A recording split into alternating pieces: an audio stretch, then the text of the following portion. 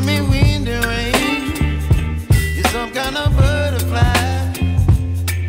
Baby, you give me midnight.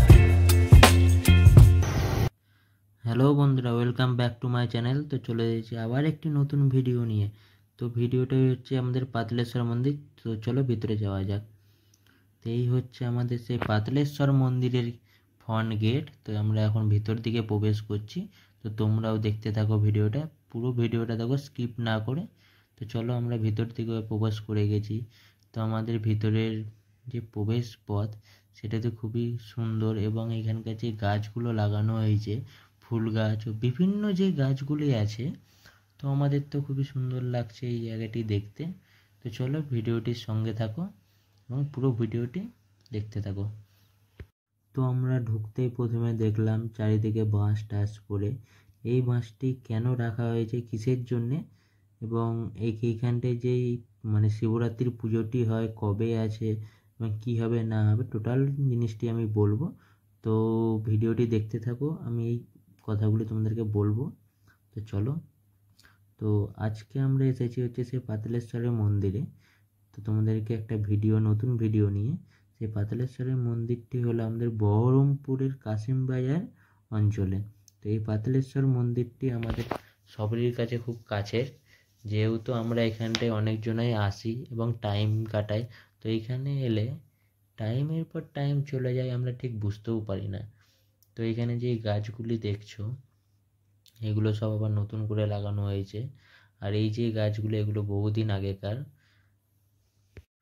তো এই জায়গাটি যারা এসেছো এবং যারা এই জায়গাটি মানে হামেশাই আসো, তাদের কাছে এই জায়গাটি খুবই চেনা এবং তোমাদের খুব কাছের জায়গা এটি। আর যারা এখনও আসোনি বা বাইরে থেকে ভাবছো যে পাতালেশ্বর জায়গাটি কেমন এবং কী আছে ওইখানে, সেটাও আমরা দেখাবো। তো চলো ভিতর দিকে যাওয়া যাক দেরি না করে। আর মেন হচ্ছে এইখানটিতে আমাদের যেই মানে 18 ফেব্রুয়ারি আমাদের এখানে শিবরাত্রির পুজো আছে। তো সেই জন্যেই আমাদের এই বাঁশ টাস চারিদিকে দেখছো তোমরা, বাঁশ টাসগুলো পড়ে আছে। তো এই 18 পুজোর জন্যেই এখানে কাজ চলছে, এটি শিবরাত্রির পুজো। তো চলো যাওয়া যাক। আর এই হচ্ছে আমাদের সেই জয় বাবা পাতালেশ্বর লেখা, যেহেতু আমরা পাতালেশ্বর নিয়ে ভিডিওটা করছি। আর এখানে দেখো, ঠিক পাতালেশ্বর বাবাই লেখা আছে। তো আমরা এখান থেকে ক্যামেরাটা ঘোরাতে যে দুটো বটগাছটি এখানে দেখলে, তো এই বটগাছটি হচ্ছে খুবই পুরনো এবং প্রাচীন বটগাছ। তো এই বটগাছের তলায় আমরা এসে বসি, সাইডে বসার জায়গা আছে। তো এই বটগাছটি হচ্ছে খুবই প্রাচীন বটগাছ, আর এই বটগাছের হাওয়া খুবই সুন্দর। আর এই বটগাছের নিচেই আছে ইনি বসে আমাদের। তো আমরা মন্দিরের সামনেই চলে এসেছি। তো মন্দিরটা চলে এবার তোমাদেরকে ঘুরে দেখানো যাক। তো এই হচ্ছে আমাদের সেই পাতালেশ্বর মন্দির, যেটি এখানটায় আমরা আসি অনেকজনের ছবি তুলতে এবং বিভিন্ন টাইম কাটাতে, এবং বিভিন্ন ক্ষেত্রে আমরা এখানে এসে থাকি এবং মন্দিরের ভিতরে গিয়ে প্রবেশ করে থাকি সেই আমাদের পাতালেশ্বর বাবাকে দেখার জন্যে। তো আমরা সেই মন্দিরের ভিতরে এখন প্রবেশ করছি, যে ওইখানটায় ভিতরে দেখো একজন এখানে পুজো করছে। তো এখানে অনেকজনাই চাইলে তোমরা এখানে পুজো দিতে পারো, এখানে কোনো অসুবিধা নেই। তো এই যে উনি এখন পুজো দিচ্ছে, তাই আমরা ডিস্টার্ব করবো না ভিতরে গিয়ে, তাই আমরা এইখান থেকে ভিডিও শ্যুটটা করলাম। তো এই হচ্ছে মন্দিরের সেই ঘন্টা, এবং মন্দিরটি খুবই ভালো এবং খুবই পরিচিত জায়গা।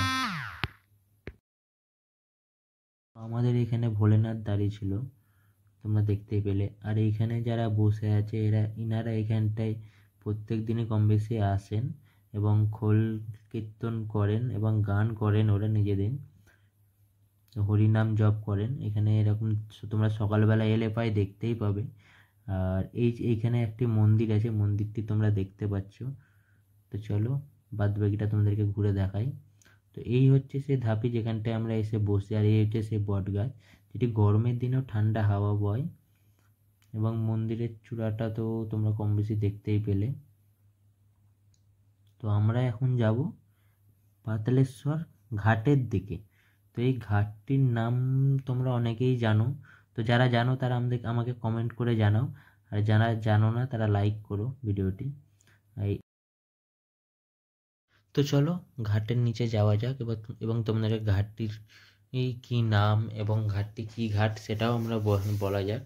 তো এই ঘাটটির মেন নাম হচ্ছে কাটিগঙ্গা। হ্যাঁ, এই যে নদীটি, এই নদীটির নাম হচ্ছে কাটিগঙ্গা। এবং এবার তোমরা ভাবছো যে কাটিগঙ্গা নামটি কেন? তো এই কারণে আমাদের বহরমপুর বা মুর্শিদাবাদের যে গঙ্গা নদীটি বয়ে গেছে বা ভাগীরথী নদী যে বয়ে গেছে, ওই গঙ্গা নদীকেই কেটে এইদিকে আনা হয়েছে, তাই এই জায়গাটির নাম, এই নদীটির নাম হচ্ছে কাটিগঙ্গা।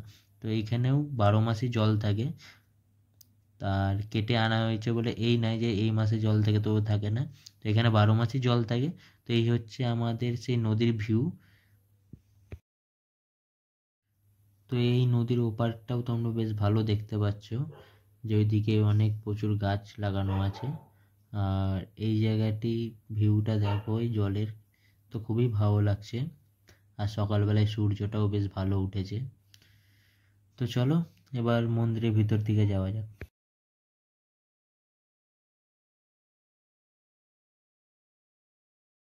তো আমরা মন্দিরের ভিতর দিকে চলে এসেছি। এইখানে হচ্ছে আর একটা মন্দির, যেটি আমাদের পাতালেশ্বর ঢুকতে একটি ডান হাতে একটি মন্দির আছে এবং পাতালেশ্বরের মন্দিরের গায়ে লাগা বাঁ হাতেও একটি মন্দির আছে। তো চলো এই মন্দিরটাকে তো তোমাদেরকে দেখালাম।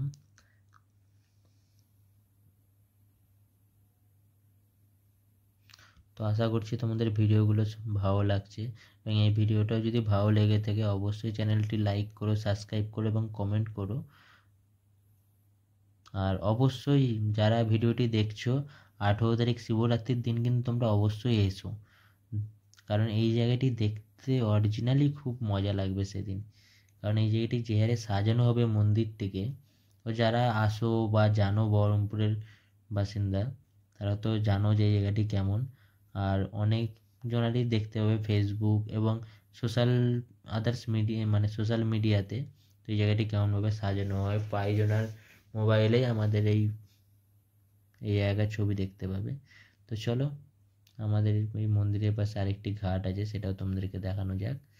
তো এই ঘাটে সেরকম কেউ নামে না, আমাদের ওই ঘাটটাতেই যা লোকজন নামে।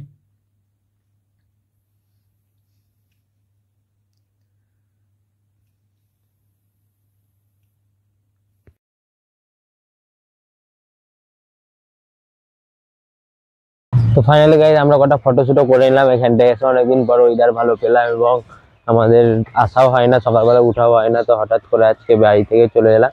তো অরিজিনালি আমাদের এসে খুবই ভালো লাগছে। আর যে আমরা এখন বাড়ির দিকে যাচ্ছি, আর যেটি মেন আমরা সকালবেলা কিছু খাই না, তাহলে চলো বাইরে যাওয়া যাক, এবার চা খেয়ে বাড়ির দিকে রওনা দেবো। টাটা। কালকে না তো পরশু দিন ও আমাকে